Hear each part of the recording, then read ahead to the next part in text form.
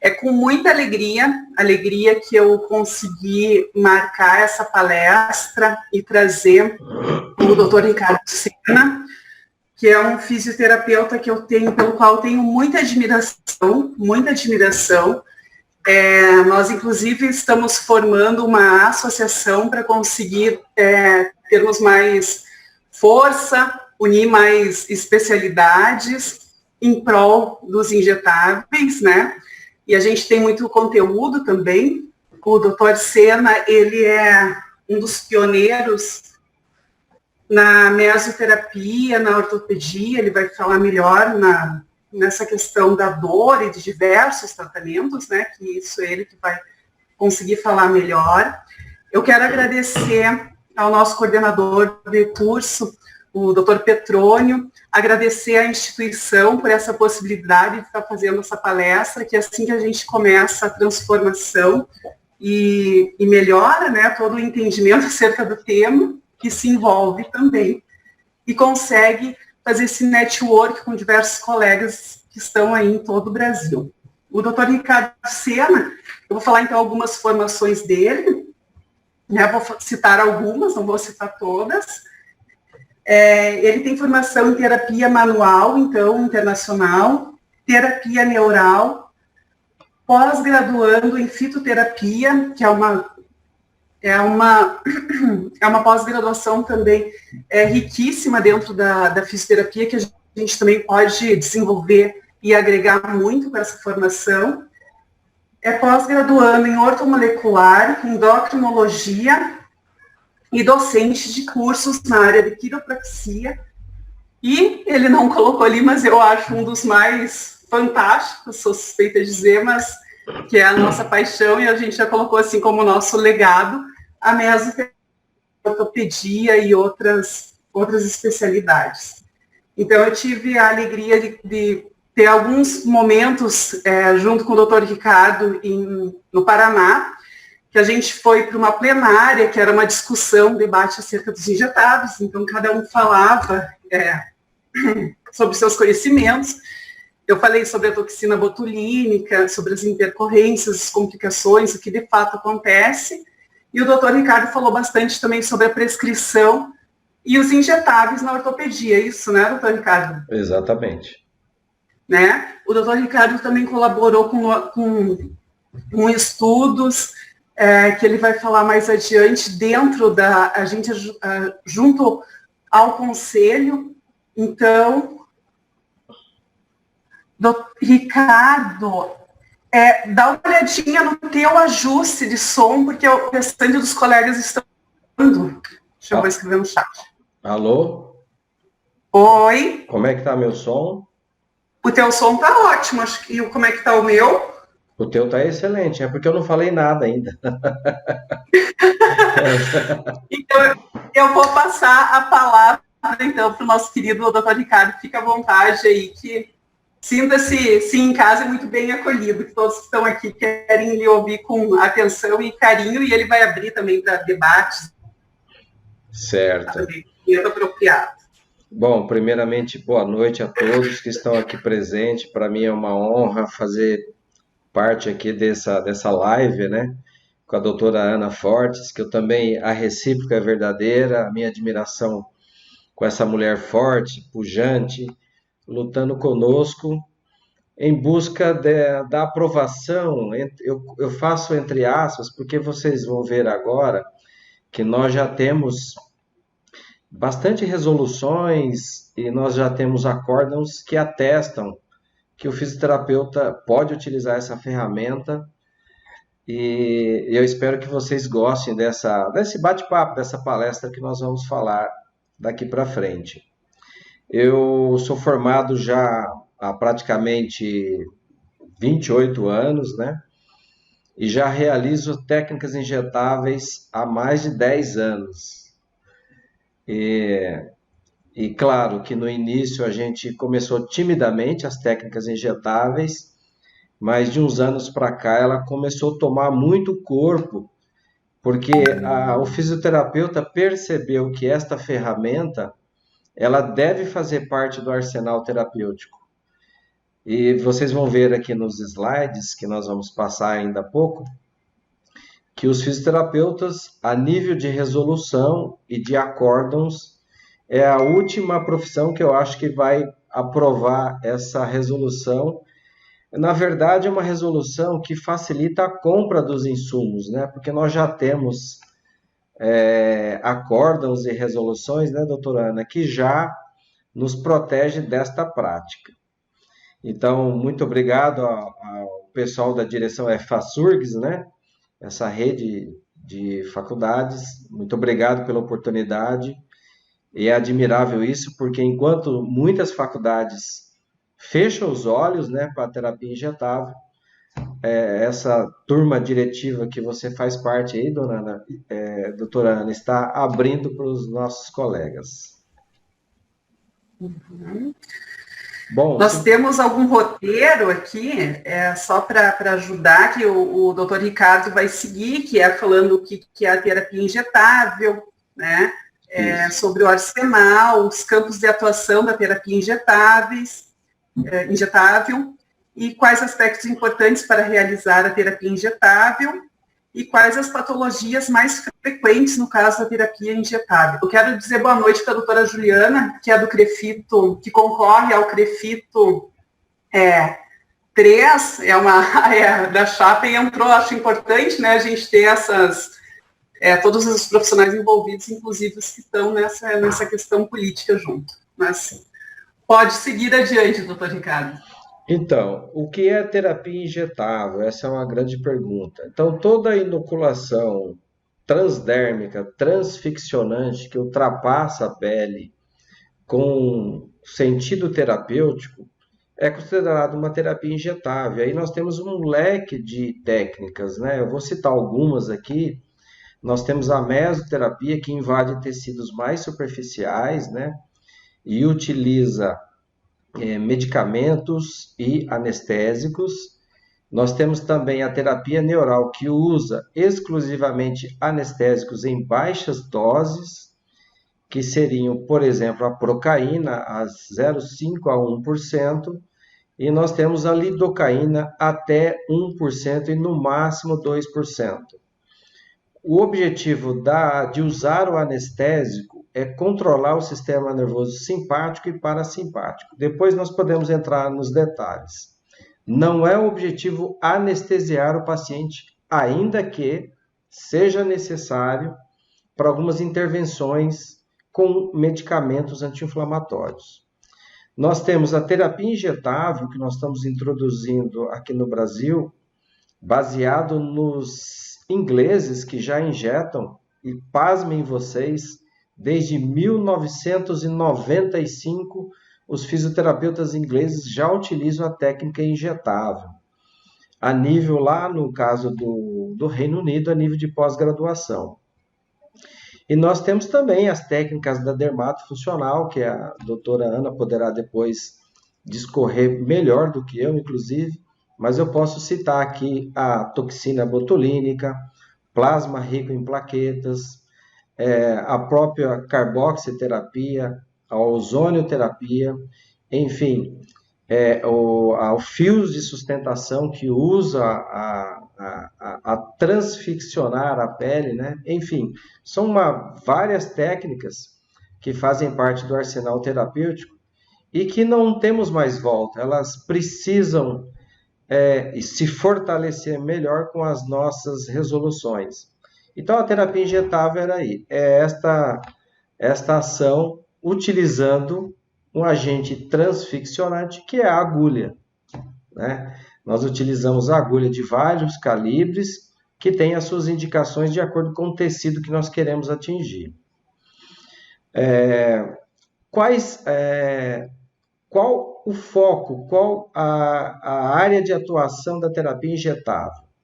Nós podemos atuar com a terapia injetável na ortopedia e traumatologia, que é a área que eu posso falar com um pouco mais de liberdade, e temos a área da dermatofuncional, que o apelo, que eu acredito que é muito mais forte do que a terapia ortopédica. Então, essas são as duas áreas mais fortes da fisioterapia, que nós podemos atuar com a terapia injetável, sem esquecer também que nós podemos atuar na terapia injetável na ortomolecular, utilizando enzimas, vitaminas, neurotransmissores ou proneurotransmissores para atuar nos distúrbios cognitivos, nos distúrbios inflamatórios, nos distúrbios depressivos, nas disfunções da sexualidade, enfim. O universo é muito grande utilizando as injetáveis. Esses dias atrás, só que usar como exemplo, um colega me falou, professor, mas na minha jurisdição, o CREFITO, ele não permite que eu faça injetável, mas eu uso as canetas e eles não ligam para as canetas. Eu falei, pois a caneta é uma técnica injetável, ela utiliza a pressão para forçar a entrada de um medicamento na pele, transficcionar a pele, que muitas vezes tem efeito mais deletérico do que uma agulha fina, uma agulha de 27G, de 0,30 por 13, que traz menos danos ao tecido. Então, a terapia injetável, ela abre um leque fantástico para a atuação do fisioterapeuta. Imagine um paciente chegando numa crise aguda, doutora Ana, na sua clínica, com uma bursite extremamente dolorosa, e você já sabe que os nossos recursos eletrotermofototerápicos, eles demandam um certo tempo para começar a fazer efeito. E não quer dizer que utilizando uma técnica injetável que nós vamos deixar de usar as nossas técnicas, muito pelo contrário. Nós podemos fazer uma abordagem na crise aguda e entrarmos depois com as outras técnicas que nós já utilizamos há muitos anos. Nesses slides que vocês estão vendo, não sei se está aparecendo para vocês, o American Physical Therapy Association, ele já recomenda as técnicas injetáveis a nível de controle da inflamação, né, de uma proteção desta articulação. Inclusive, eles orientam aqui também para facilitar a ventilação, que seria, no caso, as medicações de prescrição por via oral. Enfim, nós já temos, inclusive, a APTA apoiando o uso dos injetáveis. Se você observar, existem vários papers que já atestam o uso de injetáveis, inclusive por fisioterapeutas, como nós podemos ver aqui, o uso de corticosteroides em bursite subacromial, por exemplo. Quem de vocês, dos colegas que estão aqui vendo, já não ouviram dos seus pacientes a seguinte frase: olha, há uns 10 anos atrás eu tive uma bursite no ombro e o ortopedista fez uma prática injetável e eu nunca mais senti nada. Aí vem a grande pergunta: foi o doutor lá, no caso, tratou a doença ou a disfunção mecânica?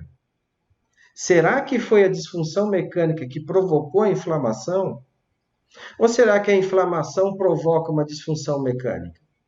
Claro, esse é um tema até para doutorado, mas o objetivo nosso aqui é chamar a atenção que o uso de uma técnica injetável, ela é factível, ela é fácil, claro que ela precisa de uma biossegurança, mas nós já praticamos há mais de 10 anos e até hoje não tivemos nenhum efeito adverso.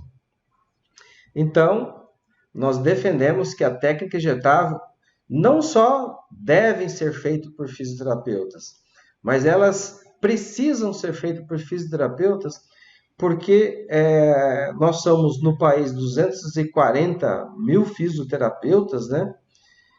E o fisioterapeuta, nós estamos numa encruzilhada, nós estamos disputando mercado com biomédicos, estamos disputando mercado com farmacêuticos, enfermeiros e educadores físicos. E a grande questão é para onde que nós vamos?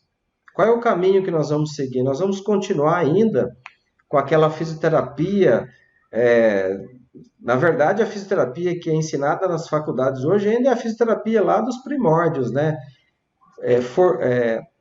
Primando mais pela cinesioterapia, pelos recursos eletrotermofototerápicos, e nós já sabemos que nós precisamos de recursos mais robustos para melhorar a dor do nosso paciente e o controle inflamatório. Nós já sabemos aqui, em 2009, A dermatofuncional já tem uma resolução que reconheceu, e muito obrigado, esse slide aqui foi a doutora Ana que passou para mim, e o autor foi o doutor Darlan, aqui a fonte aqui embaixo, do Crefito 11, queria agradecer por fornecer esse slide para nós. Ele fez um estudo profundo, e nós sabemos que a dermatofuncional já tem uma resolução de 2009, reconhecendo essas técnicas que vocês estão vendo aí descrita abaixo. Mas, sendo a primeira especialidade de uma profissão a ser reconhecida por uma resolução, ela ainda não existe um acórdão específico de técnicas injetáveis. Então, você olha aqui nesse histórico, rapidinho aqui, para a gente ter uma ideia, que esta profissão aqui, ela já reconheceu em 2011 a chamada saúde estética, né? O profissional esteta. E esses profissionais estão aí avançando no mercado com as técnicas injetáveis, e a grande questionamento, inclusive foi o tema que a dona Ana falou lá em Curitiba, ela falou: quem é que vai procurar um fisioterapeuta se não faz técnicas injetáveis para fazer uma toxina botulínica, um fio de sustentação, um ácido hialurônico, isso no tocante a dermatofuncional, e as outras profissões já fazem e já tem aí as suas resoluções. Aqui é a outra profissão aqui abaixo, que já tem um certo reconhecimento desde 2013, a odontologia aqui em 2019, enfim, só faltamos nós, né, doutora Ana, a fisioterapia ter uma resolução forte, pujante, não que nós não podemos fazer, podemos e devemos, mas nós temos dificuldades para comprar os insumos, porque quando nós entramos em contato com uma empresa que vende os insumos, elas ficam espantadas, né? E elas acabam recorrendo ao nosso conselho: olha, podemos vender, e o conselho não tem ainda um acórdão específico de injetáveis. Porque o próprio conselho, muitas vezes, interpreta de forma equivocada as próprias leis. Parece que tem um microfone aberto meio alto aí.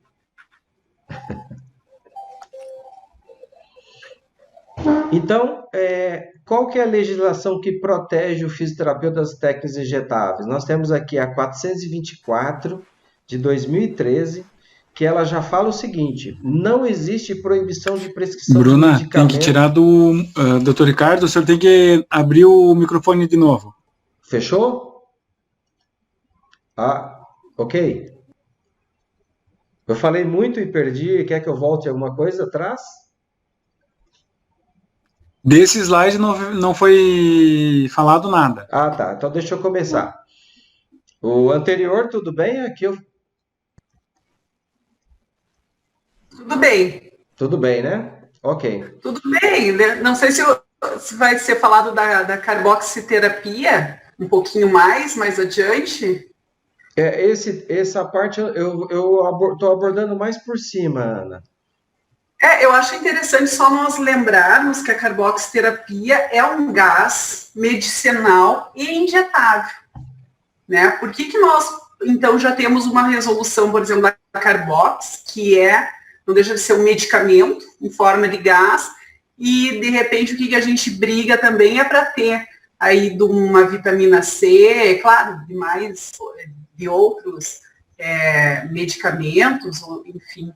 Mas a gente não pode esquecer e tem que frisar. Então, o fisioterapeuta não faz. Ele tem, claro que muito frágil, acho que é uma resolução ou um acordo, acho que é 380, tem, acredito, não sei agora o Ricardo vai falar, mas a gente tem que ter essa consciência. Quando falo não faz, nós podemos fazer. Claro que não são todos os colegas que usam, mas tem que ter claro que nós já realizamos, né? O próprio ozônio agora, que veio a normatização, ela não delimitou a via de administração. E quando não se delimita, é uma forma também de interpretação.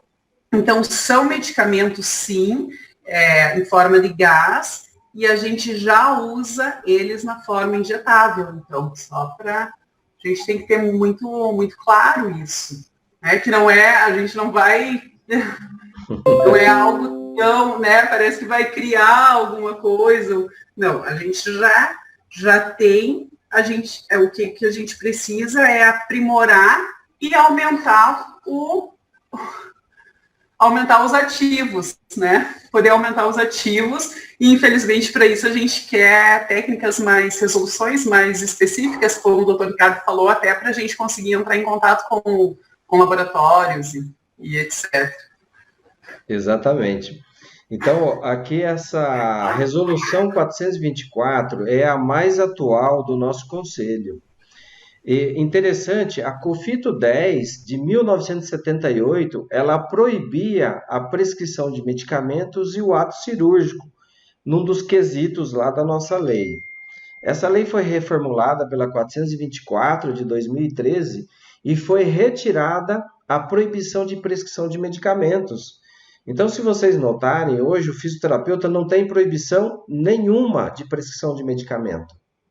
O que acontece é que existe algumas normativas da Anvisa que ainda não celebrou o fisioterapeuta como prescritor, que, por exemplo, a RDC 344, que é um problema de interpretação de leis.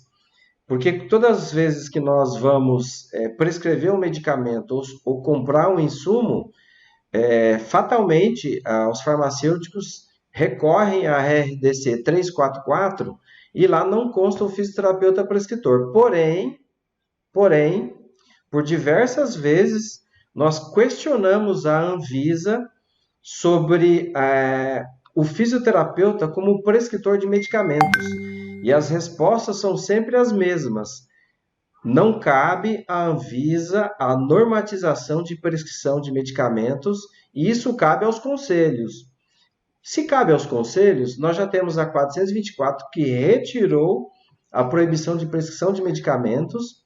Nós temos também a resolução 380, que da portaria ministerial 971 de 2006, que já colocou as práticas integrativas, e inclusive as práticas integrativas estão de acordo com a prática do fisioterapeuta, e que lá também consta a ozonioterapia. Então, a ozonioterapia é considerada uma prática integrativa e os fisioterapeutas podem realizar as práticas integrativas. E não existe limites nem de dosagens, nem de vias de acesso. Isso cabe a cada conselho, a cada associação normatizar de que forma que vai utilizar, por exemplo, no caso aqui que nós falamos, a ozonioterapia. Olha só que interessante. A resolução do ato médico 12.842, sobre técnicas injetáveis e diagnóstico, elas não são exclusivas de nenhuma classe profissional. O que acontece? Quando foi feita a Lei 12.842, a Casa Civil vetou a exclusividade do diagnóstico nosológico e das técnicas injetáveis realizadas apenas por médicos. Ou seja, a Casa Civil vetou que apenas essa classe de profissionais pudesse atuar com o diagnóstico nosológico e as técnicas injetáveis. Logo, as outras profissões, com os seus acordos e as suas resoluções, podem atuar nesse campo de atuação. A COFITO 80, ela dá competência ao fisioterapeuta para solicitação de exames. Agora eu pergunto para vocês, por que nós vamos solicitar exames? A resolução, o Acórdão 611 de 2017, ele já liberou o fisioterapeuta para a prática de prescrição de medicamentos de livre prescrição e de algumas áreas, como, por exemplo, a terapia fotodinâmica, a ortomolecular e a fitoterapia. O grande problema e a grande discussão está sobre os medicamentos de livre prescrição. Existe uma tabela de medicamentos de livre prescrição que não contempla, obviamente, todos os anti-inflamatórios. Porém, a maioria dos anti-inflamatórios não requer a retenção de receita. Logo, nós entendemos que esses medicamentos, baseado na Lei 424, que não proíbe a prescrição de medicamentos, que nós podemos prescrever medicamentos. Claro, nós não temos interesse em ficar prescrevendo medicamentos de tarja preta, nem cabe a nós, e nem o médico tradicional, às vezes, consegue prescrever, ele precisa ter um receituário próprio. Nós queremos atuar no nosso campo de atuação. Por exemplo, a doutora Ana atua na dermatofuncional, eu atuo na ortopedia, então nós não queremos extrapolar esses campos de atuações. De acordo com o artigo número 5 da Constituição Federal, ninguém será obrigado a deixar de fazer alguma coisa senão em virtude da lei. Assim, os indivíduos têm ampla liberdade para fazer o que quiserem, desde que não seja um ato, ou um comportamento, ou uma atividade proibida por lei. Então, nós estamos inseridos na Constituição Federal, que é a mãe de todas as leis, que não proíbe o fisioterapeuta da prática de prescrição de medicamentos. O que acontece? Os colegas ficam incomodados. Puxa, mas nós não temos uma lei. Mas se você lê a Lei 12.842 dos médicos, sequer, pessoal, sequer, lá comenta que o médico prescreve medicamentos. E é a lei do ato médico. Então, a prática de prescrição de medicamento está na finalidade do profissional. Puxa, é uma pena. O paciente se vira para o fisioterapeuta e fala, mas você não vai prescrever um anti-inflamatório para eu suportar mais essa dor? Será que só esse recurso que você está fazendo aí, essa eletroestimulação, vai melhorar a minha dor? E nós temos que recorrer a outro, tínhamos, né? Que agora não. Nós recorremos a outro profissional para prescrever medicamentos. Olha, é triste isso. É triste, é vexatório. E, por incrível que pareça, ainda muitos professores propagam a ideia de que o fisioterapeuta não pode prescrever medicamentos. O que eu chamo a atenção aqui, pessoal, nessa tela que vocês estão vendo? Que a interpretação da lei tem que ser ao seu favor, não ao favor dos outros. Vou citar um exemplo aqui, esdrúxulo, que às vezes eu falo. Quando, por um acaso, você tomou uma cerveja e está andando com o seu veículo e você é abordado pela polícia, ele vai solicitar que você faça o teste do bafômetro. Você não precisa fazer o teste do bafômetro. Você pode negar, porque você não precisa criar prova contra si mesmo. Né? É claro, o policial vai tomar as medidas dele, mas você não precisa criar prova para se prejudicar. Então, da mesma forma, eu comparo aqui. Você tem que interpretar a lei ao seu favor, não ao favor dos outros. E aqui, para mim, está bem claro, na Resolução 424, que não há proibição. Então, como eu falei, a Anvisa não normatiza técnicas, você pode ver aqui, e condutas utilizadas pelas profissões. Cabe ao conselho de cada um fazê-los. O CID, Classificação Internacional de Doenças e Problemas Relacionados às Doenças, podem e devem ser utilizadas por fisioterapeutas, porque nós tratamos de doenças. Por exemplo, um paciente chega para você com uma dor no ombro, você diagnosticou que é uma bursite. Nós tratamos da bursite. Nós não tratamos só pela limitação funcional da abdução a 90 graus, ocasionando impacto subacromial. Não é assim que nós trabalhamos. Nós tratamos a doença. E nós somos uma das profissões que foi agraciado pelo uso da CIF, Cadastro Internacional de Funcionalidade, que as outras profissões praticamente não utilizam. Então, nós temos aqui nessa tela que vocês estão vendo um arsenal de argumentos que torna o fisioterapeuta um profissional que pode realizar a técnica injetável. Alguma pergunta aqui, doutora Ana? Não tenho nenhuma pergunta. Vamos ver se algum colega quer fazer alguma pergunta. Sinta-se à vontade.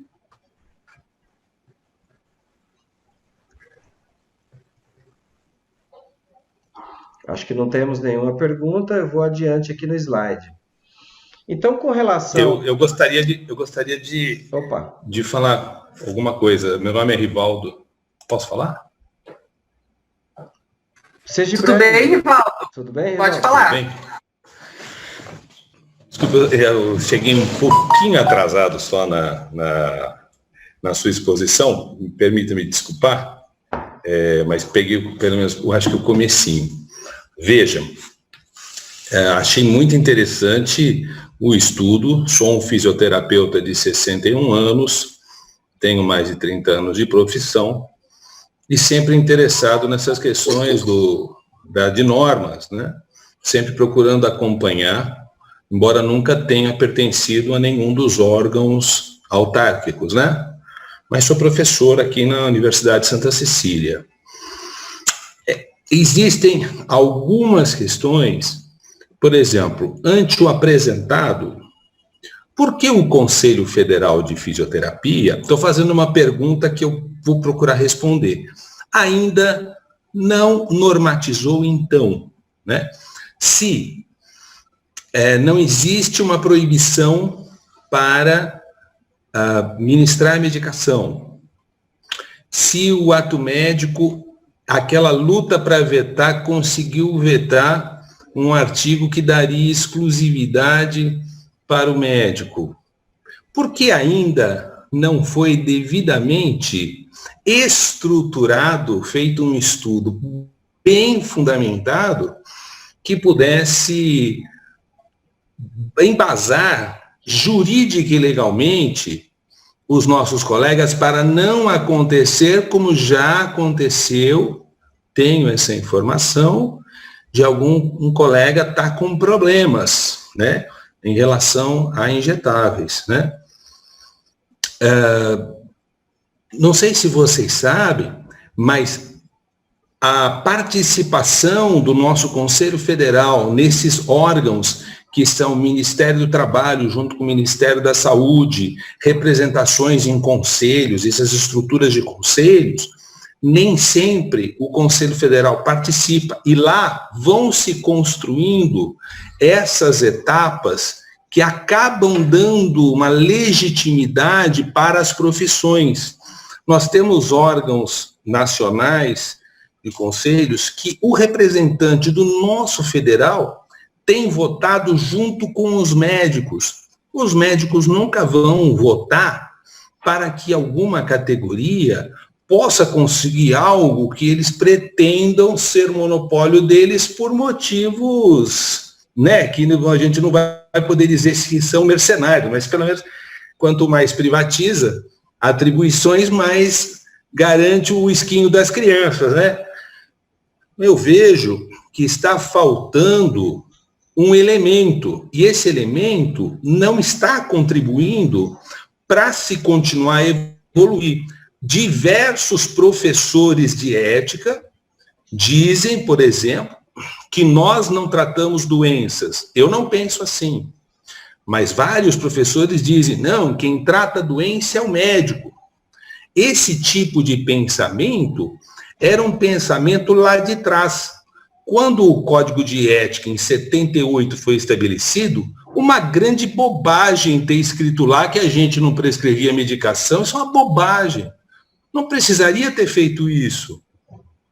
Mas é um entendimento pequeno que hoje, pelo menos, já saiu do nosso código, mas existem algumas amarras. Então, seria interessante que o nosso Conselho Federal parasse de ficar enrolando a questão. Não adianta ficar dizendo, não, a gente é ou não é favorável, o tempo vai passando, os estudos não vão se fazendo, quarentena não impede estudo nenhum, tanto que nós estamos vendo uma palestra de excelente qualidade aqui, cada um num canto do país, né? Quarentena não é desculpa para não debater, e de fato, se houver interesse, eu entendo, como o COFITO não vai à frente, acho que cabem aos regionais iniciarem. O regional que não iniciar esse debate, para forçar o federal, ele acaba se omitindo e fica naquele jogo de eu jogo para um, que joga para outro, que joga para um, que joga para outro, e nós deixamos de levar isso que o doutor Ricardo está colocando aqui para frente, no sentido de uma resolutividade. Vamos, se é para ir, vai. Não dá para a gente ficar no meio do caminho, porque nós estamos perdendo tempo. Desculpe se eu me alonguei, mas quis mostrar o que eu entendo como o que está sendo o obstáculo para que esse debate continue. Isso é uma posição pessoal minha, tá? Obrigado, desculpa a extensão do tempo.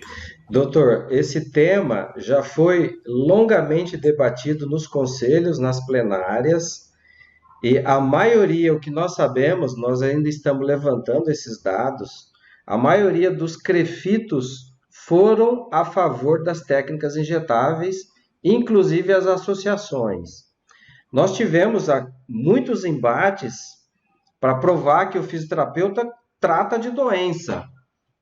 Se alguém aqui nunca tratou uma bursite, que joga a primeira pedra. Né? Se nós não tratássemos de doença, nós não utilizávamos eletrotermofototerapia, que são recursos anti-inflamatórios. Nós levaríamos o nosso paciente para uma academia e ficaríamos fazendo borracha e pular cone o tempo todo, porque estaríamos trabalhando a função. Mas veja só, esses temas de legitimidade já foi amplamente debatido. O COFITO já está com as minutas dos conselhos, que pelo que nós sabemos, a maioria foi a favor. Agora, o que acontece? Por que o conselho não se mexe? Nós acreditamos que há um problema político lá dentro. Ou seja, uma ala da fisioterapia que acredita que a fisioterapia é só cinesioterapia, ela é contra os injetáveis. Isso já foi muito debatido já nas plenárias. Porque o argumento utilizado pelos pessoal da cinesioterapia é que o fisioterapeuta não teria competência e não saberia lidar com as comorbidades. Agora, veja só, quem é que lida com as comorbidades da dermatofuncional? São os fisioterapeutas, com as necroses teciduais. São os fisioterapeutas. Então, nós temos a capacidade de, caso ocorra um litígio, no nosso próprio consultório, consertarmos o que, porventura, venha a dar errado, né, num procedimento. Então, doutor, a sua colocação foi formidável, foi excelente. Então, o que existe lá no COFITO, uma resolução mais clara, mais ampla, que facilitaria todo o nosso trabalho, é um problema político. Eu não acredito que é um problema técnico. Eu já estou aqui, se é que eu posso falar, Ana, do curso Masterclass, eu já estou na minha 4ª edição, eu já tenho 66 alunos formados com técnicas injetáveis, e eles me contam que é um divisor de águas na profissão, e que eles não deixaram de ser fisioterapeutas. Eles se sentem muito mais orgulhosos de ser fisioterapeutas, porque eles podem prescrever, eles podem inocular um medicamento, e eles continuam fazendo a cinesioterapia, os alongamentos, e por aí vai. Então, esse tema foi muito debatido nas plenárias. Agora, cabe ao COFITO carimbar e fazer uma resolução forte e pujante para a gente apenas facilitar a compra dos insumos. Eu queria continuar aqui, no caso da ortopedia, nós já temos uma vasta... Eu acho importante. Ana, queria fazer a colocação?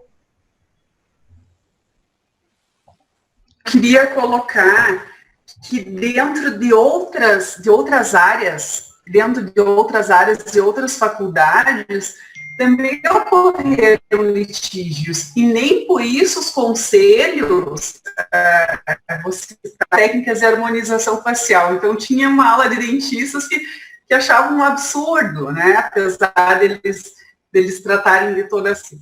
Mas nem por isso o conselho deles se encolheu, diante da posição que deveria ser tomada, que foi tomada, que eles começaram, na verdade, com a toxina botulínica na aplicação de maceta para uso terapêutico, e depois foi se desenvolvendo, então, a harmonização. E o que a harmonização facial trouxe para a odontologia foi um dos últimos boom da odonto, ela só teve a agregar como especialidade a carreira do dentista, mesmo que ele não hoje tem diversas especialidades. Mas não, a gente não pode ser conivente, por mais que haja, às vezes, esses pensamentos diferentes dentro da faculdade, dentro da fisioterapia, nós não poderíamos ter um conselho que agisse de forma tão política assim, né? Então, deveríamos ser um conselho que fizesse as regulamentações e as normativas, né, apreciando as especialidades e abrindo o leque. Né? Aí o colega acaba, como aconteceu na odontologia, os colegas acabam aceitando. Quando a gente dita uma regra, claro, é uma regra fundamentada, por mais que você, no início, não seja de acordo, você acaba... a gente precisa ter um diretor, precisa ter um conselho, precisa de um norte. A gente não pode deixar na mão dos profissionais estarem discutindo, até para não criar um clima que não una os profissionais. Então, o conselho vai lá, ele não fez a normatização, a regulamentação da carboxiterapia, ninguém discute, ninguém briga com o colega que usa carbox ou que não usa. Então, seria um caminho natural. No início, dá um pouquinho, talvez, de estranhamento para alguns, mas que logo, acredito que iria acalmar, porque o colega não é obrigado, eles não atuam da mesma maneira. O arquiteto, você vai ter arquitetos especialistas, você vai ter engenheiros especialistas, você vai ter o profissional que vai escolher qual recurso ele pretende se aprofundar. É assim, tem recursos dentro da fisioterapia que eu nunca usei, tem recursos que eu uso, que faz parte da minha clínica, né? E é assim que acontece. Só falando desse problema dentro da fisioterapia, que não houve só dentro da fisioterapia. Isso não deve ser alguma coisa, um assunto, apesar de ocorrer algumas discussões, para deixar que o conselho ele tem que agir. Só que, claro, a gente precisa ter um número maior de fisioterapeutas também se posicionando para que a demanda seja levada com mais seriedade, né? Como já foi prometido que seria. Né? A gente tem vídeos aí do nosso presidente, com todo o respeito, falando que ia dar prioridade, e já fazem alguns anos isso, a essas regulamentações. É só isso que eu gostaria de colocar. Perfeita colocação, doutora Ana. Então, essas discussões de se pode fazer ou não pode, eu acho, sabe, um absurdo. Porque, como a doutora Ana disse, o fisioterapeuta, ele não precisa fazer a técnica injetável. Se ele se sente confortável em utilizar outro recurso, paciência. Mas os outros profissionais querem fazer a profissão progredir. Como a doutora Ana falou, a harmonização facial foi um grande boom da odontologia que estava, assim, no momento crítico profissional. E nós, fisioterapeutas, precisamos desse boom. E as técnicas injetáveis, pessoal, ela não substitui as outras técnicas, ela corrobora com as outras técnicas. O grande medo, no fundo, sabe, no fundo da questão, o medo dos colegas que eram contra, era medo de perder mercado de trabalho. Porque muitos colegas trabalham em conluio ou na mesma clínica de um outro profissional de outra área. E ficam com medo de usar a técnica injetável e chocar com outros profissionais daquele estabelecimento, que é uma grande bobagem. Porque se nós somos profissionais de primeiro contato, nós precisamos utilizar as ferramentas de prescrição. A injetar um medicamento é prescrição de medicamento. E nós temos um acórdão muito bem claro, que é o acórdão 611, e a resolução 424, que já retirou a proibição. Então, no caso, nós já temos uma vasta bibliografia, como vocês podem ver aqui nessa tela. Nós temos o Atlas de Terapia Neural, terapias injetáveis, nós temos essa parte mais da doutora Ana, as técnicas dermatofuncionais, que inclusive ela lançou um e-book sobre os procedimentos dermatosfuncionais. Então, nós temos uma vasta literatura que é recomendável para as técnicas injetáveis, E uma coisa que eu achei engraçada, que foi debatido lá em Curitiba, na plenária, é que tudo pode ser aprendido. Nós não tivemos na faculdade, mas nós aprendemos num curso de extensão. Veja só vocês, por acaso um médico recém-formado, ele sai intubando, fazendo endoscopia, cirurgia cardíaca? Não, ele precisa fazer uma residência. Da mesma forma que um colega que graduou generalista, ele pode aprofundar os conhecimentos num programa de educação continuada, que, por exemplo, uma técnica injetável. Por que não? Então, não há limites. As pessoas criam limites. É imaginário, porque se sentem incomodados com um colega que vai trazer, talvez, muito mais resolutividade usando uma técnica injetável.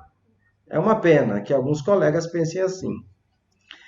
No caso das técnicas injetáveis para ortopedia, pelo menos na área que nós atuamos com essas 3 técnicas.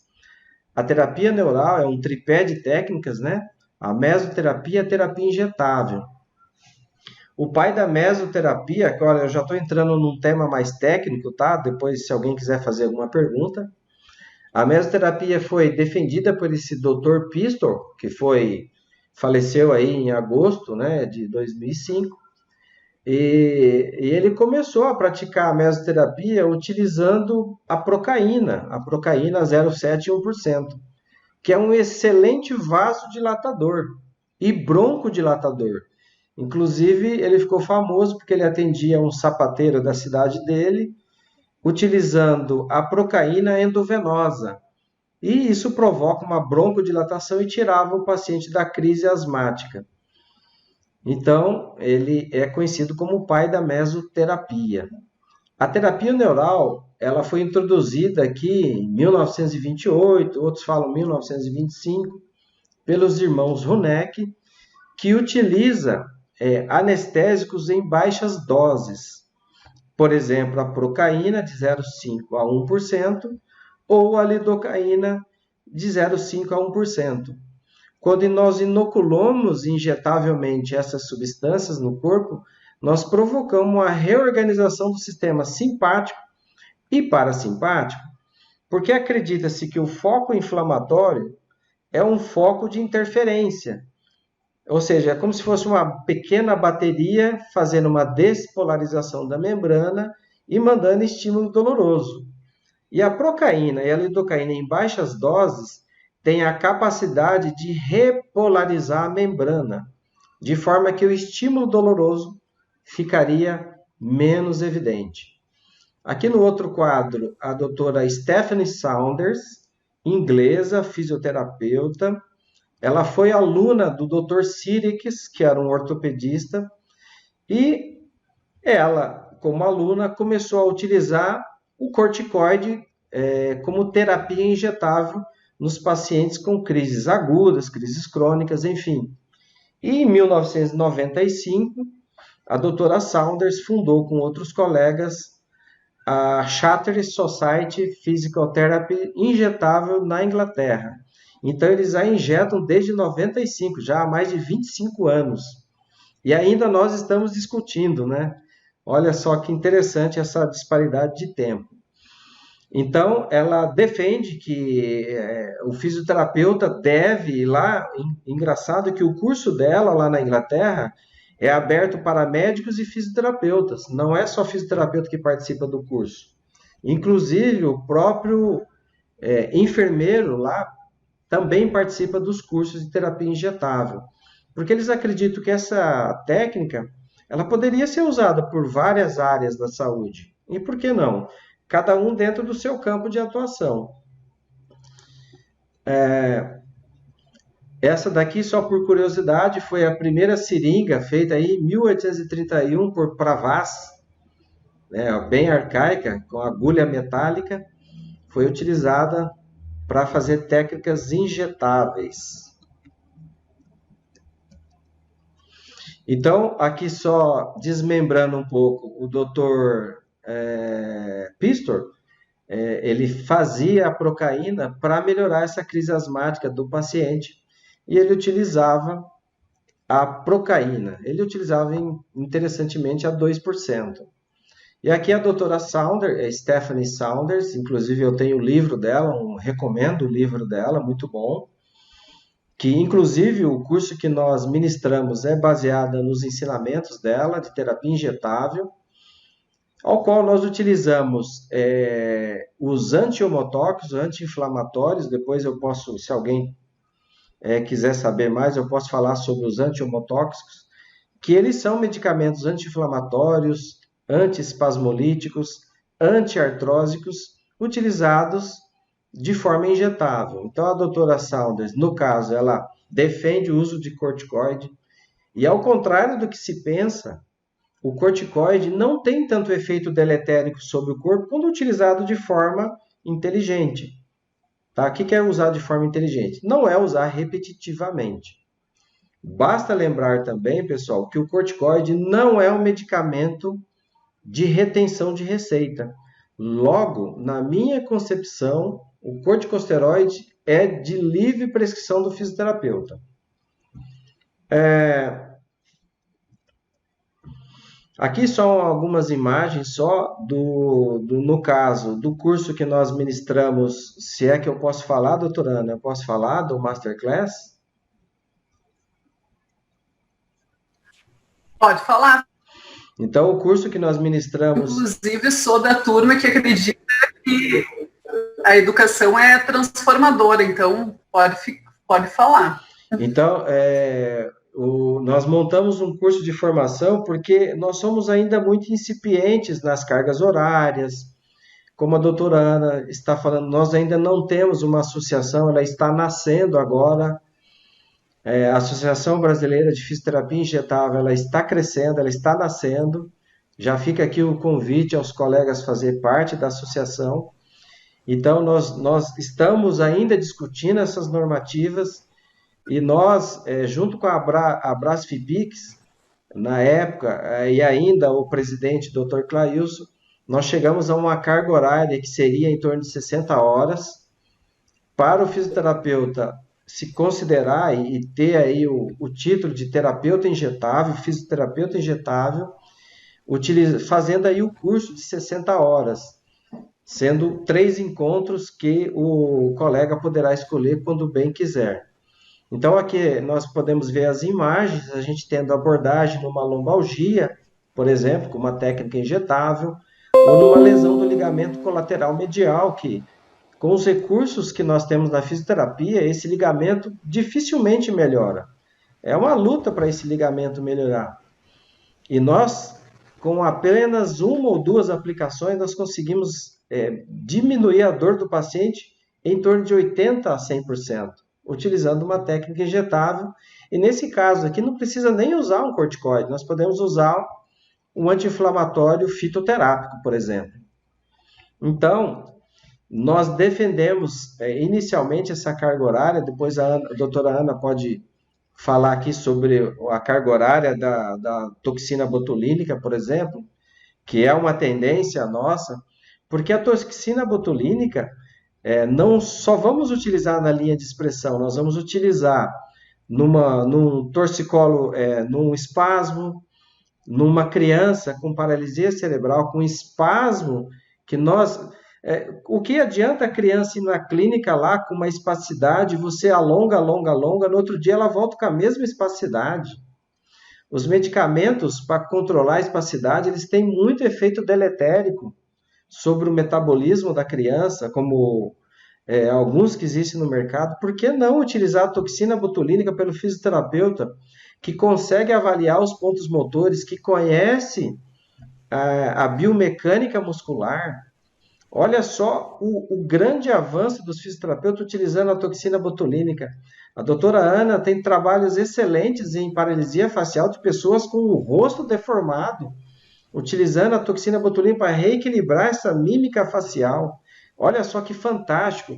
E o profissional mais indicado é o fisioterapeuta, ele que está ali no embate com o paciente no dia a dia, no sofrimento do paciente.